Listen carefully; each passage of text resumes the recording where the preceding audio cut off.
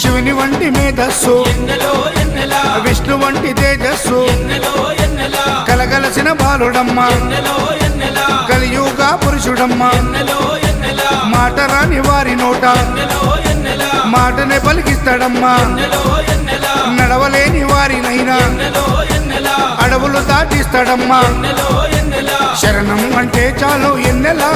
శరాలన్నీ తొలగిస్తాడు ఎన్నెలా ఎన్నెలా Ravana సందనాలో ఎన్నెలా అయ్యప్పకు వందనాలో ఎన్నెలా Ravana సందనాలో ఎన్నెలా మణికంఠకు వందనాలో ఎన్నెలా